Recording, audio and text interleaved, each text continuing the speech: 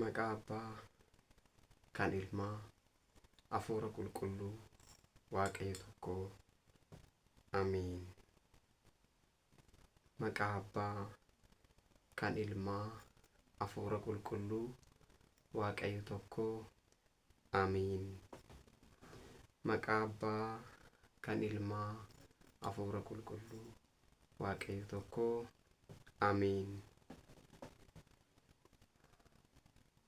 Waaqayyo Abbaa keenyaa, Waaqayyo fira keenyaa, Waaqayyo aantee keenyaa, sa'aatii kanatti dubbii sagalee keetii gara laphee keenyaa akka nuuf ergitu, wanta barannu hundumaa laphee keenya keessaa akka nuuf bulchitu si kadhanna.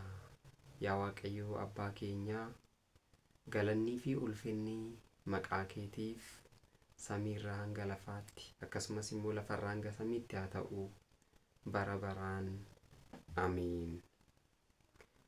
Eebbi, araarsummaan fi sugni abboota keenya qulqullootaa, kan wareegamootaa akkasumas immoo kan duuka bu'ootaa, yeroo hundumaa immoo kan mana kiristaanaa keenya keessatti ishee hin daganne waa'een Waaqayyoo yeroo dubbatame yeroo hundumaatti waa'een ishee kan hin irraanfatamne haadhi keenya qulqulleettii giiftii dubroo Maariyaam, maqaan ishee baraa hanga baraatti kan galatoome ol kan jedhe nuuf haa ta'u. Eebbi abboota keenya qulqullootaa nu hunda faana haa ta'u. Kabajamoota abboota luboota mana kiristaanaa, obboloota daaqonoota, kabajamoota miseensa mana kiristaanaa hundi keessan, abboonni, hawwan, dargaggoonni, biyya keessas biyya alaarraas kan jirtan hundi keessan maqaa Waaqayyoo qulqulluutiin nagaan sin gaaffaa. Akkam ooltanii, akkam turtanii, akkam bultanii. Waaqayyoon abbaan keenya, Waaqayyoon firri keenya, Waaqayyoon aanteen keenya, maqaan isaa baraa hanga baraatti kan galatoome fi ol kan jedhee nuuf haa ta'u. Akka eeyyama Waaqayyootti sagalee Waaqayyoo ni baranna. Waaqayyoon abbaan keenya isa fagoo ta'e nuuf dhiheessee, isa hin mul'anne immoo isa ifan taane immoo ifa nuuf taasisee, sagalee isaa, dubbii isaa, jecha isaa laphee keenya irratti akka nuuf barreessuu fi ittiin jiraachuu akka dandeenyu immoo humnaa fi dandeettii nuuf haa kennu. Akka eeyyama Waaqayyoo mata dureen har'aa ittiin barannu akka mana kiristaanaa Ortodoksii Tawaahidoo Itoophiyaatti xoomii guddicha yookiin xoomii Faasikaa galumsarraa jalqabee guyyoonni yookiin sanbattan xoomii kana keessa jiran tokkoon isaanii moggaasa mataa ofii danda'e ni qabu. Nutis immoo galumsarratti torbee jiru yookiin sanbata isa galumsarra jiru maal jedhama kan jedhu sana kaasnee ni barannaa jechuudha. Kanaafiyyuu akka mata dureetti kan fudhannu afaan Giizitiin zawarada kan jedhu ta'a jechaadha. Zawarada jechuun maal jechuudha kan jedhu ni barannaa. Akkasumas immoo xoomiin hiikaa yookiin xoomiin Faasikaa du'aa ka'umsa gooftaa keenya fayyisaa keenya Iyyasuus Kiristoosiin dura akka mana kiristaanaa Ortodoksii Tawaahidoo Itoophiyaatti kan adeemsifamudha yookiin kan raawwatamudha, kan xoommamudha. Kanaafuu guyyaa galumsaa kanarraa jalqabee manni kiristaanaa Ortodoksii Tawaahidoo Itoophiyaa hiikaa yookiin moggaasa sanbattan guyyoota xoomanaa kana keessa yookiin guyyaa xoomii hiikaa yookiin xoomii Faasikaa kana torbaniin sanbattaniif moggaasa kennite, barumsa ni kenniti. Kanaafiyyuu barumsa guyyoota kanaan wal qabate keessaa isa guyyaa isa jalqabaa sana guyyaa har'aa baranna jechuudha. Waaqayyoon abbaan keenya waan barannu kana laphee keenya irratti akka nuuf galmeessu akka qalbeeffachuu dandeenyu waaqayyoon nu haa gargaaru. Egaan akkuma beekamu manni kiristaanaa ortodoksii tawaahidoo Itoophiyaa xoomii labsii kan jedhaman 7 qabdi jechuudha. Xoomii labsii kan jedhaman labsiidhaan kiristaanni kumiyyuu akka xoomu kan taasifaman xoomii gosa 7tu jira jechaadha. Xoomii gosa 7 kanneen keessaa immoo inni guddaan, inni ol'aanaan, inni iddoo guddaa, iddoo ol'aanaa qabu xoomii maalidhaati jechuudha? Xoomii Faasikaati jechuudha. Yookiin xoomii du'aa ka'umsa gooftaa keenya fayyisaa keenya Iyyasuus Kiristoosiin dura xoomnudha jechaadha. Egaan xoomiin kun moggaasaa afaan Gi'iziitiin maal jedhamuun kan beekamu abiyyi tsoom jedhama jechaadha. xoomii ጉድቻ jechuudha. በዚህ በአብይ ጾም ውስጥ 8 ወይም 9 ሳምንታት አሉ። ጾሚ ሂካ ዮኪን ጾሚ ፋሲካ ከነ ኬሳ torbeewwan yookiin sanbattan 8 yookaan immoo sanbattan 9tu jira jechaadha. Tarii sanbattan kunneen tokkoon isaanii akka mana kiristaanaa keenyaatti moggaasa mataa ofii danda'ee ni qabu jechuudha. Moggaasa kanas kan moggaase akka mana kiristaanaa ortodoksii tawaahidoo Itoophiyaatti Yaareed qulqullichadha. Yaareed qulqullichi sirna galatoo ergamootaa isa samii sana jechaadha. Sirna sana gara biyya lafaa kan buusedha. Qulqullichi Yaareed. Qulqullichi Yaareed hayyuu yeeddalooti jechuudha. Hayyuu yeeddaloo yookiin zeemaa jennuudhaati jechaadha.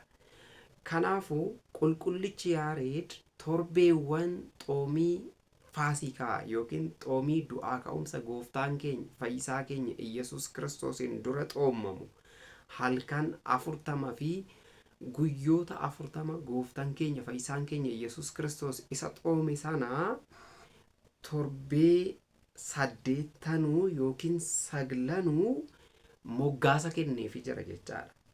Maqaa itti moggaasee jira qulqullichi Yaareed jechuudha.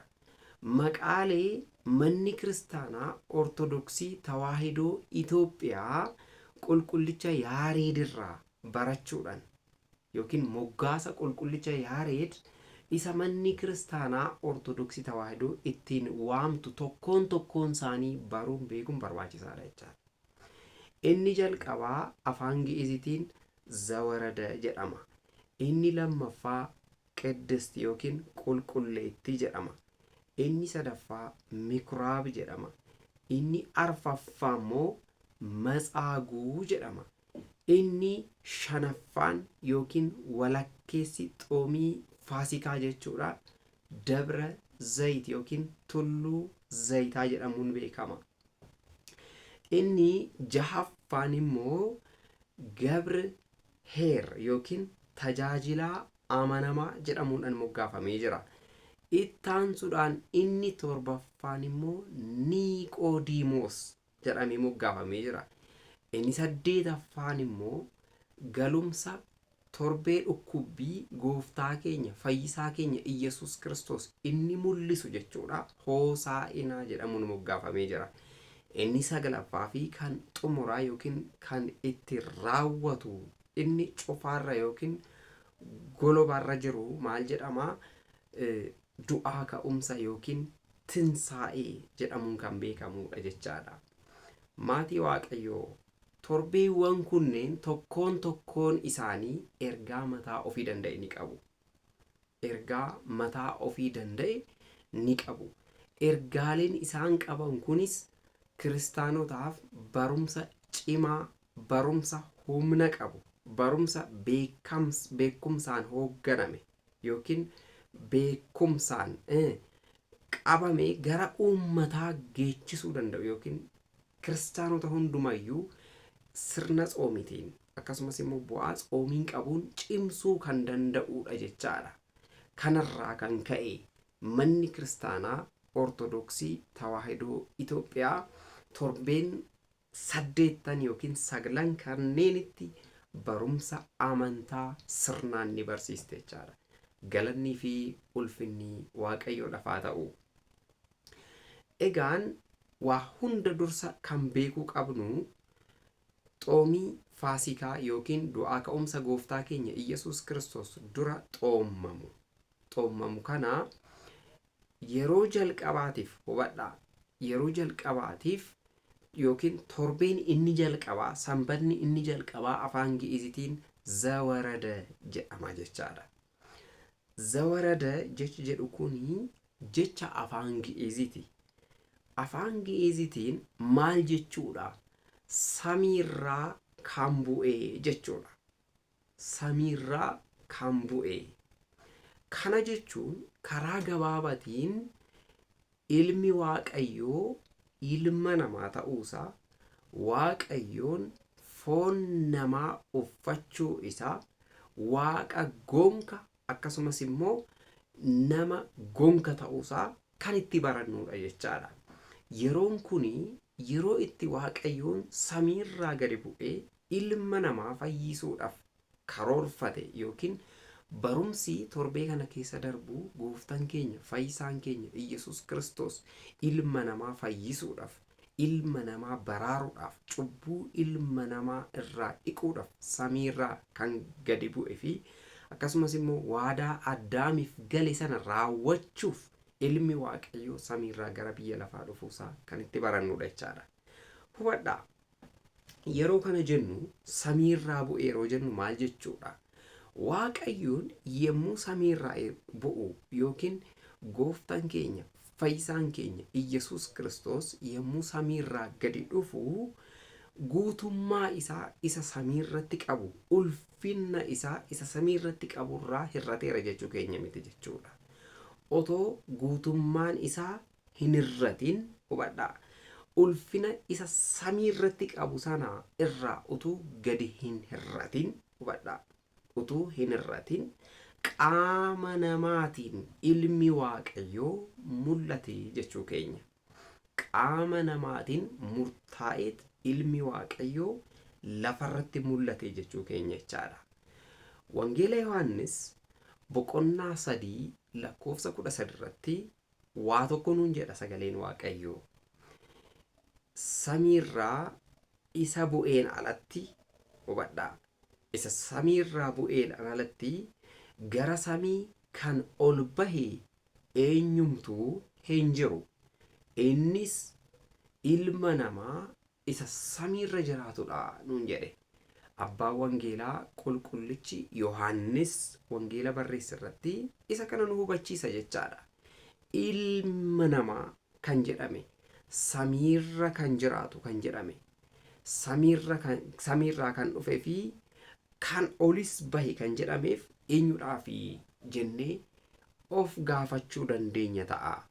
Hubannoo gaarii akka nuuf ta'uuf inni samiirraa gadi dhufe suni gooftaa keenya fayyisaa keenya Iyyasuus Kiristoosidha jechaadha.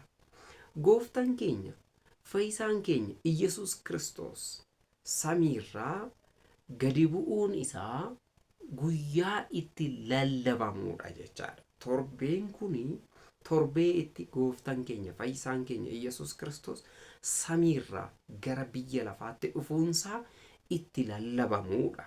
Waaqayyoon jaalala ilma namaatiif qabu yeroo itti mul'iseedha jechaadha. Jaalala akkasumas immoo kasoomina gaduuf qabu waaqayyoo yeroo itti barannuudha. Irra caalatu gooftaan keenya fayyisaan keenya Iyyasuus Kiristoos ilma namaa jaallachuu isaarraa kan ka'e ilma namaa fayyisuudhaaf kasoominaan samiirraa gara biyya lafaatti gadi bu'uusaa guyyoota itti yaadannuudha. Torbeen zawarada jedhamu kun jechaadha. Kana qofa miti. Addaam akkuma beekamu cubbuu hojjetee gara gadadootti gadi darbatamee jira. Gara cubbuutti yookiin gabrummaa cubbuu jala bulee jira jechaadha. Eenyudha kan kana ta'e? Addaam. Garuu gooftaan keenya Iyyasuus Kiristoos Addaamiif du'ee, hubadhaa, du'a Addaam ofitti fudhatee Addaam garuu du'arraa badiisarraa isa baraaree jira jechaadha. Ulfinnii fi galanni Waaqayyo uumaa keenyatiif yaa ta'u. Addaam jannata keessaa ari'atamee ture. Kiristoos garuu Addaam fayyisuudhaaf samiirraa gadi dhufe, samiirraa gadi bu'e. Addaamis ni fayyise. Sana booda hoo yeroon itti Addaam fayyisuudhaaf yookiin gochaan itti Waaqayyoon gooftaan Addaam fayyisuudhaaf raawwate kun torbeetti himamuu yoo jiraate torbee kana jechaadha. Akkas jedhee Waaqayyoon tarii gooftaan keenya fayyisaan keenya Yesuus Kiristoos yommuu samiirraa gadi dhufu Addaam isa bade barbaachuudhaaf dhufe. Addaam isa caphe suphuudhaaf dhufe. Addaam isa salphate gara ulfinaatti deebisuudhaaf dhufe jechaadha. Addaam isa salphate gara maalitti deebisuudhaaf? Gara ulfina isa jalqabaa sanatti deebisuudhaaf gooftaan keenya fayyisaan keenya Iyyasuus Kiristoos kasoominaan dhufe jechuudha. Kana jechuun gooftaan keenya Iyyasuus Kiristoos jaalala Addaamiif qaburraa kan ka'e ulfina isaa dhiiseet eessatti argame? Gara biyya lafaatti dhufe jechuudha. Teessoo yookiin teessoo isaa isa kirubeel baatan, ergamoonni samii baatan sana dhiiseet achii dhufee mooraa horii keessatti dhalate jechuu keenya. Inni kuni Waaqayyoon hammam akka nu jaallate, inni kuni Waaqayyoon hagam jaalala akkamii akka nuuf qabu, jaalalli Waaqayyoon nurratti jabduu cimtuu ta'uu ishee kan ittiin hubannudha jechaadha. Galanni ulfinni Waaqayyoodhaaf haa ta'u. Akkas jedhee hayyuun mana kiristaanaa kan ta'e qulqullichi Atnaatewoos maalidha kan jedhe? Isin akka gaabbii galtaniif ilmi Waaqayyoo gara samiirraa gadi bu'ee jedhe hubadhaa. Isin akka isatti deebitaniif, isin akka Waaqayyootiin araaramtaniif ilmi Waaqayyoo gara keessan dhufe jedhe hubadhaa.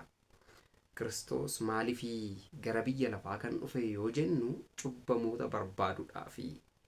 Kiristoos abbaa dhiifamaati. Cubbamootaaf cubbuu irraa dhiquudhaaf jecha gara biyya lafaa kana dhufe. Hubadhaa, hagam akka jaallatamne, Waaqayyoon hagam akka nu barbaadu isa kana raawwachuun ni danda'ama jechaadha. Nuti namoonni garboota cubbuu taanee jirra. Nuti namoonni Waaqayyootiin adda fagaannee jirra. Nuti namoonni cubbuu hojjennerraa kan ka'e salphnee jirra. Ilmi Waaqayyoo gooftaan keenya fayyisaan keenya Iyyasuus Kiristoos cubbuudhaan salphachuu keenyan nu fayyisuu dhufe, nu baraaruu dhufe hubadhaa. Yemmuu samiirraa gara lafaa dhufe jennu garuu hubadhaa, yemmuu samiirraa gara lafaa dhufe jechuun ulfina isaa isa samii irratti qabu sanarraa salphate yookiin hir'ate jechuu miti. Isa ulfina isaa isa samiirraa sana gatee dhufe jechuus miti. Hubadhaa. Akkasumas immoo yemmuu samiirraa gadi dhufu sana wanti lafatti dhufuu isaatiin irraa hir'ate. Hubadhaa. Samiirraa dhufuu isaatiin irraa hir'ate. Lafarratti dhufuu isaatiin immoo wanti dabalamuuf tokkollee hin jiru jechaadha. Tokkollee hin jiru. Nuti namoota nu fayyisuudhaaf jecha gara keenyaa dhufe. Ulfinni waa inni guutummaa isaatiin ulfina qaba. Samiirrattis, waaqarrattis yookiin lafarrattis maal qaba jechuudha? Ulfina qaba Waaqayyoon. Ulfinni isaa suni utuu hin hir'atin Addaam fayyisuudhaaf gara biyya lafaa dhufe. Hubadhaa. Addaamiin gara jannataatti deebisuudhaaf ilmi waaqayyoo samiirraa dhufe. Ilmi waaqayyoo samiirraa dhufe. Akkas jedhaniiru hayyoonni mana kiristaanaa. Ilmi namaa akka fayyuuf ilmi waaqayyoo ilma namaa ta'ee jedhan hubadhaa. Addaam cubbuu isaatiin waan kufeef Addaam isa lammaffaa kan ta'e gooftaan keenya fayyisaan keenya Iyesuus Kiristoos samiirraa Addaam barbaaduu gara lafaa dhufe. Ni barbaadamtu, waaqayyoon isin barbaada. Baga gammaddan. Nu jaallata waaqayyoon. Jaalala waaqayyoo kan ittiin hubannuudha inni kun jechaadha. Torbeen kun waaqayyoon hagam akka nu jaallatu, hagam akka nuuf yaadu, hagam akka marartee nuuf qabu. Nutis immoo jaalalli waaqayyoodhaaf qabnu dabaluu akka qabu yeroo itti barannuudha jechaadha. Kabajamuu maatii waaqayyoo, ijoollee tawaahidoo. Kana qofa miti, torbeen kun moggaasa isa kan biroolee ni qaba. Xoomii Hirqaalii jedhamee ni beekama. Xoomii Hirqaal jechuun maalirraa ka'ee moggaafame, maal jechuudha isa jedhamu ni ilaalla. Akka mana kiristaanaa Ortodoksii Tawaahidoo Itoophiyaatti fannoo gooftaa keenya fayyisaa keenya Iyesuus Kiristoos isa mootittii Elleeniin lafa irratti awwaalame keessaa qottee baaste suni namoota fayyisuudhaan namoota baay'ee dhibeerraa yookiin dhibee foonirraa baraaruudhaan beekamee ture. Sababa kanaatiin inni awwaalame suni erga Elleeniin iddoo awwaalchaa sanii baasteen booda Yerusaalem keessatti iddoo ulfina qabeessatti fannoon sun ol kaawwamee jira. Fannoo gooftaa keenya Yerusaalem isa keessatti ol kaawwamee ture sana warri biyya Faars, mootiin biyya Faars maal dhaqan taasise? Fannoo sanaa gara Yerusaalem dhufee Yerusaalem irratti waraana banee manneen kiristaanaa hedduu erga gubeen booda, manneen kiristaanotaa hedduu erga barbadeesse booda, sana booda maal dhaqan taasise? Fannoo gooftaa keenya Yesuus Kiristoos gara biyya Faarsitti fudhate. Sana booda mootiin biyya Faarsi kun yommuu fannoo gooftaa keenya Iyesuus Kiristoos booji'ee fudhatu kana manneen kiristaanotaa hedduu gubatee jira. Yerusaalem akka hin jiraanne taasifamtee turte. Isa qofa miti, ibiddaan guggubamtee turte. Qabeenyi manca'ee guggubatee ture. Manneen kiristaanaa hedduulleen gubatanii turan, barbadaa'anii turani. Manneen kiristaanota, manneen jireenyaa kiristaanotaalleen barbadaa'anii turani. Kana qofa miti, amantoonni akkasumas immoo luboonni tajaajiltoonni mana kiristaanaalleen ajjeefamanii turani. Warri harka mootii gara jabeessa kana keessaa bahan, harka mooticha isa gara jabeessa ta'e kana harkaa warri bahan immoo biyya isaaniirraa gudaaranii turani. Rakkinoonni akkasii keessa warri Yerusaalem keessa turan yeroo jiraatan sanitti waaqayyoon biyya nam tokko malee yookiin nama malee dhiisu waan ta'eef, nu baraara waan ta'eef, dhimmi keenya waaqayyoo ni yaaddessa waan ta'eef, dhimmi kiristaanotaa waaqayyoo ni marara waan ta'eef, waaqayyoon nama gaarii tokko kaasee fi biyya Room yookiin Bizaantaayin irratti mootii kan ture maqaan isaa Hirqaal kan jedhamu isaaniif waaqayyoon kaaseef. Eenyuudhaaf? Kiristaanota biyya Yerusaalem keessa jiran sanaatiif Hirqaal kaaseef waaqayyo. Hirqaal yommuu ka'u tarii kiristaanota Yerusaalem keessa jiran sana gargaaruudhaafi, isaan baraaruudhaafi. Namni waaqayyo qabatu hin qaana'u. Namni waaqayyo qabatu baraa hanga baraatti utuma qorumsitti baay'atee illee kufee nafu badhaa. Utuma qorumsitti baay'atee illee kufee nafu. Waaqayyoon nama kaasa. Waaqayyoon guyyaa namaaf jijjiira. Waaqayyoon karra namatti cufame namarraa saaqa. Waaqayyoon awwaalcha namarraa diiga. Waaqayyoon jiruu fi jireenya namootaa guyyaa eeggate yeroo nuti abdii kutanne kuni naaf ta'uu hin danda'u, anoo kana booda firan qabu, anoo kana booda aantee hin qabu yeroo jennetti Waaqayyoon fira nuuf ta'a. Galannii fi ulfinni maqaa isaatiif lafarraa hanga samiitti haa ta'u. Kiristaanonni kun yeroo cinqamanii turan sanitti Waaqayyoon isaan gatuu hin barbaanne. Mootii maqaan isaa Hirqaal jedhamu kana gara isaanii erge. Sana booda hoo mootichi Hirqaal isaan gargaaruu dhaqee warra biyya Faars waraanee fannoo gooftaa keenya Yesuus Kiristoosis biyya Yerusaalemitti deebisuudhaaf rakkoolee kiristaanotarra mudataa ture sanis isaan irraa baraaruudhaaf. Sana booda tarii seenan xoomii Hirqaal kuni, seenan mooticha maqaansaa Hirqaal jedhamu kuni kitaaba murtoo abbootii yookiin Fitaa Nagasti jennu keewwata 15 irratti barreeffamee jira. Dubbisuun danda'ama jechuudha. Amma kiristaanonni Yerusaalem keessa turan suni maal kan taasisan? Hirqaaliin maal kan jedhaniin, yoo ati biyya keenya harka diinatiin nuuf baaste, yoo ati fannoo gooftaa keenya Iyesuus Kiristoos isa jaallatamaa ta'e kana hubadhaa, fannoo gooftaa keenya Iyesuus Kiristoos isa jaallatamaa ta'e sana biyya keenyatti nuuf deebisiiste, hubadhaa, yoo nuuf deebisiiste nuti immoo waan tarkaanfii ati fudhattu hundumtuu akka Waaqayyoon cubbuutti sitti lakkoofneef siif kadhannaa, siif xoomna jedhanii waadaa galaniif. Kiristaanonni Yerusaalem keessa turan suni waadaa akkasii galaniif mootii kanaaf jechaadha.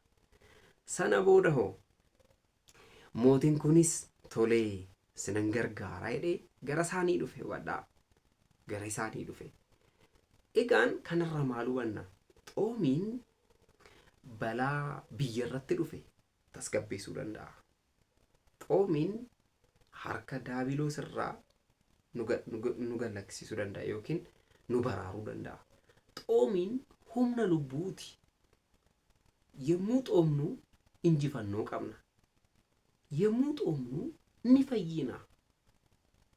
Xoomiin qorichaa hubadhaa. Yeroo baay'ee namoonni tokko yeroo xoomiin gahu hin gaddu.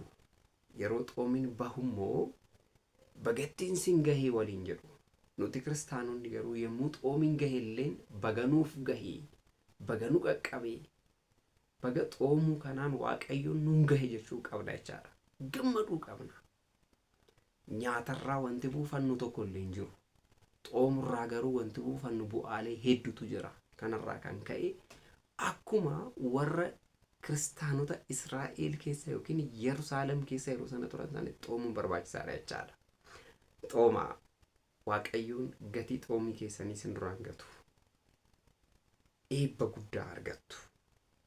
Baraa hanga baraatti qormaata hedduu jala Waaqayyoon sin ceesisa. Haa xoomnu. Bu'aansaa guddaadha waan ta'eef jechuudha. Egaan kiristaanonni kunis bifa akkasiitiin eenyuudhaaf waadaa galan jechuudha? Hirqaaliif. Hirqaal Tooraa bara 610 hanga 641 biyya Room yookiin naannoo yookiin toora Beezantaayin jedhamtu keessatti mootii ture jechaadha. Yeroo mootii ta'ee bakka sanatti biyya bulchaa ture sanatti kan Israa'el yookiin Yerusaalem biyya Faars, mootummaa biyya Faarsiin kan weeraramte. Yeroo sana mootichi Hirqaal gara Yerusaalem dhaqeet diinota kiristaanota Yerusaalem sana ni barbadeesse. Ni barbadeesse. Namni Waaqayyoo waliin deemu yeroo hundumaa ni injifata. Namni Waaqayyoo qabu hin qaana'u, hin leeyya'u, hin saalfatu. Waaqayyo yeroo qabattan yeroo hundumaa ni injifattu. Yeroo Waaqayyo qabannu yeroo hundumaa mo'annaan kan keenyadha. Galanni fi ulfinni Waaqayyo haa ta'u. Warri biyya Faars Waaqayyo waliin hin turre wadhaa.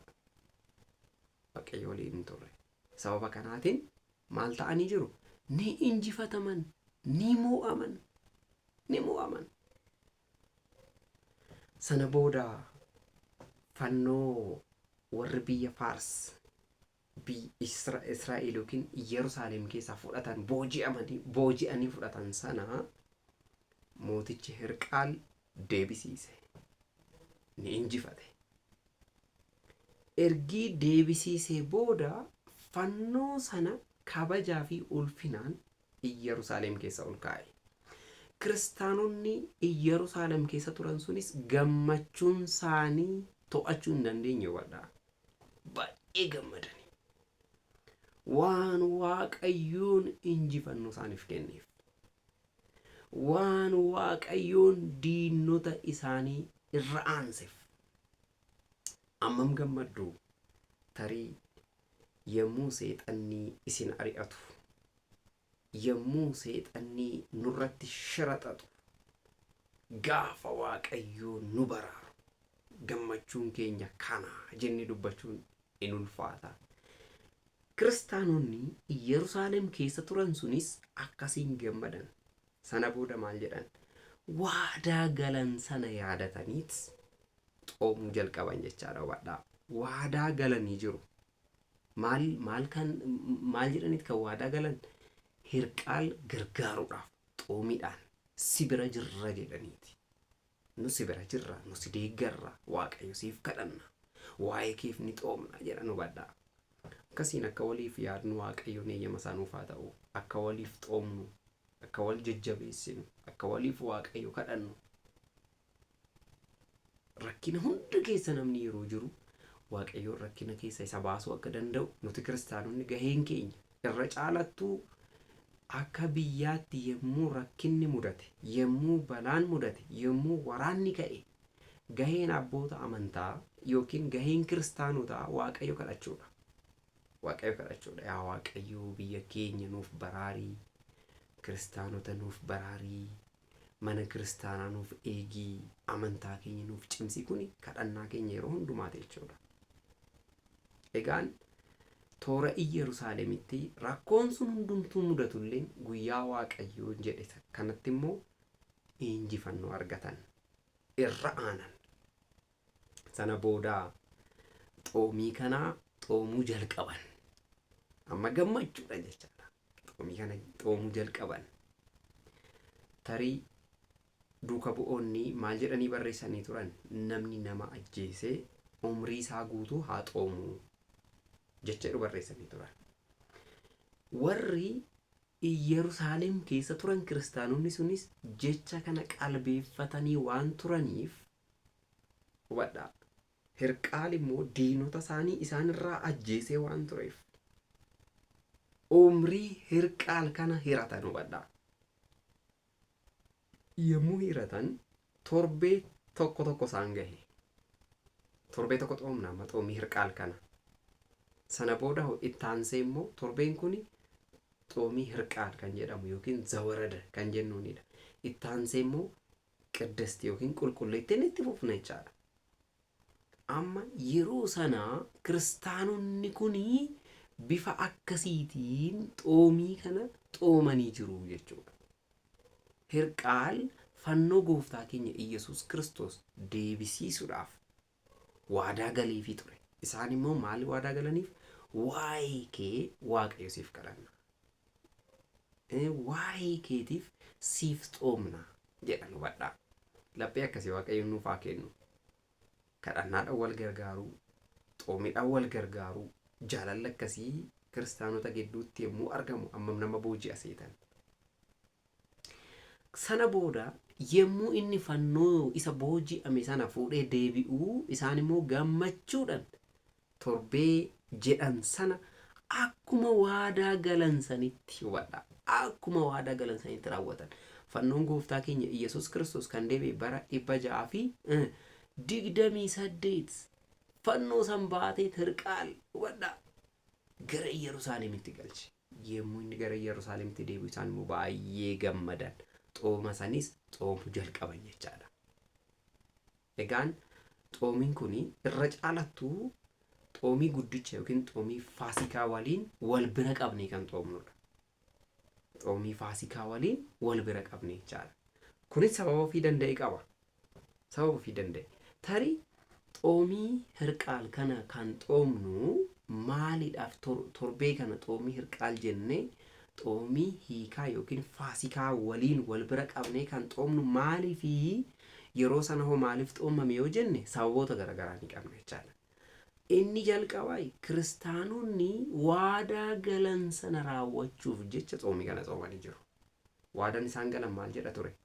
Ati diinota keenya nurraa baraarii, diinota keenya nurraa ari'adhu, nummoo nu walaboomsii, gaafa mirga arganne, gaafa amantaa keenya geggeeffachuu jalqabne, gaafa fannoon gooftaa keenya Yesuus Kiristoos inni booji'ame sun nuuf deebi'ee nuti immoo siif kadhanna, nuti immoo siif xoomna jedhanii turan. Waadaan hin dacha'u, waadaan hin dagatamu, waadaan hin ganamu. Kana hundi keenya iyyuu beekuun barbaachisaadha jechaadha. Kiristaanonni Waaqayyo waliin waadaa qabu. Kiristaanonni walii isaaniitiin waadaa qabu. Waadaa hin dachaane, waadaa hin haalamne. Yeroo baay'ee waadaa kabajuun kabaja namaaf kenna. Waadaa salphisuun garuu nama salphisa. Kanaafuu kiristaanonni kana fixanii waan beekaniif, kan sirriitti waan beekaniif maalla kan taasisan waadaa isaanii kabajaniit xoomana san akkuma jedhan sanatti xoomanii jiru jechaadha. Nus ni xoomnaa jennee akkuma Waaqayyo fuulduratti Waaqayyoodhaaf waadaa galletti xoomuu, waadaa keenya eeguu, waan dubbanne sana raawwachuun barbaachisaadha. Waaqayyoon nu haa gargaaru. Inni lammaffaa xoomanni kuni injifannoo mana kiristaanaati hubadha. Fannoon suni fudhatamee ture, sana booda fannoon sun deebi'eera. Kun injifannoo mana kiristaanaati. Warri Faarsi mo'amanii jiru, warri Faarsi qaana'anii jiru, leeyya'anii jiru. Warri Yerusaalem garuu Waaqayyo qabatanii mo'annaa argatanii jiru. Gaafa Waaqayyo qabatanii baatan ni mo'attu. Nama Waaqayyo waliin jiru qaamni injifatu tokko illee hin jiru. Kanaafuu manni kiristaanaa yeroo itti injifatte jechaadha. Xoomii kana xoomii hirqaal jennee yeroo xoomnu injifannoo mana kiristaanaa kan itti yaadannudha jechaadha. Inni sadaffaa xoomiin faasikaa akkuma beekamu gooftaan keenya fayyisaan keenya Yesuus Kiristoos kan xoome halkan 40 fi guyyoota 40. Akka mana kiristaanaa Ortodoksii Tawaahidoo Itoophiyaatti garuu guyyoota 55 xoomna. Guyyoota 55 guutuu kan danda'u guyyoonni 5 kun itti da'ameeti jechaadha. Dhumarraa torbeen dhukkubbii guyyaa 5 ni jira. Galumsarraa xoomiin hirqaal guyyaan 5 ni jira. Ka gooftaan keenya Yesuus Kiristoos xoome immoo halkan 40 fi guyyoota 40. Walii galasaa yemmuu walitti daanu immoo maal kan ta'u jechuudha? Guyyoota 55 xoomama jechaadha. Kuni baay'ee ajaa'ibsiisaadha. Kanaafuu kiristaanonni jiruu fi jireenya isaanii keessatti hubadha. Waadaa isaanii eeguudhaaf, amantaa isaanii jaallachuu isaaniitirraa kan ka'e xoomii kana xoomanii jiru. Yaa saba Waaqayyoo waan tokko hin dagatinaa. Amantaan nuti har'a keessa jirru kuni amantaa yeroo sana kiristaanonni Yerusaalem fi akkasumas immoo hirqaalfaa keessa turan saniidha. Waaqayyoon kaleessa abboota keenya fayyise suni, kaleessa abboota keenya oolche suni Waaqayyo har'a nu oolchuu danda'udha. Waaqayyoonis hin jijjiiramne, amantaanis hin jijjiiramne. Nus jijjiiramuun nurraan eegamu. Nus amantaa keenyatti cimnee jiraachuun barbaachisaadha. Kuni ta'e taanaan Waaqayyo irraa eebba arganna. Kuni ta'e taanaan jaalalli Waaqayyoo yeroo hundumaan wal faana jira.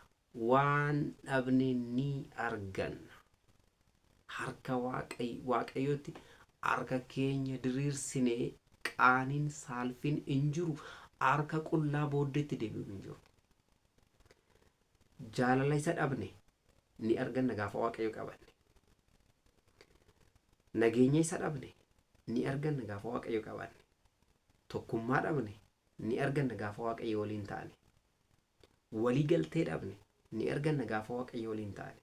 Kooni hunduu garuu kan ta'u xoomiidhaan kadhannaadhaan. Tarii gooftaan keenya fayyisaan keenya Yesuus Kiristoos maal dubbate yeroo tokko maal jedhee barsiise? Humni kunii jedhee hubadhaa. Humni kun humni seexanaan qabamu yookiin hafuura seexanaatiin qabamu yookiin hafuurri seexanaa humni seexanaa kan injifatamu, kan mo'atamu, kan burkuteessinu, kan irra aanuu dandeenyu yemmuu tsoomnuu fi yemmuu kadhannu ta'uu nutti mee jira jechaadha. Yemmuu kadhannu seexana injifanna. Yemmuu xoomnu fayyina lubbuu arganna. Yemmuu xoomnu seexana injifanna jechaadha. Kanarraa kan ka'ee manni kiristaanaa keenya yeroo hundumaa jaalalaan irra caalattu xoomana jaalachuudhaan akka xoomu, waaqayyo waliin jiraachuudhaan akka xoomu nu barsiisti jechaadha. Tarii addunyaa kanarratti yeroo hundumaa faayidaadha malee yookiin faayidaa dhuunfati malee naman fayyadaan hin jiru. Namni waaqayyo beeku garuu ofiifan fayyadamu osoo hin taane waaqayyoon akka kadhannaa koo naaf dhaga'u dhuma koo akkana tolchuuf naman fayyada jedha hubadhaa. Of fayyadurra nama fayyaduu irra filata jechaadha. Kan koo qofan jedhu kiristaanni kan keenya jedha hubadhaa. Of qofa miti kan ilaalu. Warra rakkatan, warra dhibee rakkina cimaa keessa jiran rakkina keessaa baasuudhaaf harka isaa diriirsafi. Kiristaanni arrabaan qofa kan dubbatu miti. Laphee keessaa jaalala qaba. Eenyuudhaaf? Waaqayyoodhaafis namootaafis jechuudha. Kanaafiyyuu namni waaqayyoo qabu bakka hundatti ni guutaaf. Waaqayyoo abbaa keenya waliin taanee jiruu fi jireenya keenya hundumaa eebban akka dabarsinu waaqayyoon nu haa gargaaru. Yaa saba waaqayyoo, torbee kana keessattuu zawarada jenneeti kan kaane gooftaan keenya fayyisaan keenya Iyesuus Kiristoos samiirraa bu'uusaa nu fayyisuudhaaf kan ta'edha. Inni kun jaalala nuuf qabu kan ittiin mul'isedha jechaadha. Nus waaqayyo haa jaalannu. Nus walii keenyan wal haa jaalannu. Waliif haa yaadnu. Biyya keenyaaf haa yaadnu. Biyya keenyaaf haa kadhannu. Tokkoon keenya kadhannaadhaan wal haa yaadannu. Tokkoon keenya wal gargaarree waliif haa xoomnu. Kuni ta'e taanaan xoomanni keenya bu'aa qabeessa waan ta'eef mootummaa waaqayyoo kan nu dhaalchisu jechaadha. Kan nu barsiise, kan nu gorfate, jecha isaa kan nuuf dabarse waaqayyoon abbaan keenya maqaan isaa baraa hanga baraatti kan galatoome, kan ulfaate, ol kan jedhe nuuf haa ta'u. Jecha baranne kana waaqayyoon laphee irratti qabannee akka ittiin fayyuu dandeenyu nu haa gargaaru. Galannii fi ulfinni waaqayyoodha. Lafarraa hanga samiitti haa ta'u. Eebbi qulqullootaa, araarsummaan haadha keenya qulqulleetti giiftii dubroo Maariyaam, akkasumas immoo arjummaan waaqayyoo, fayyisummaan waaqayyoo, ilmaan namaa biyya lafaarra jiraannu hunda keenyaaf nuuf haa baay'atu. Galannii fi ulfinni waaqayyoodhaaf haa ta'u. Ameen.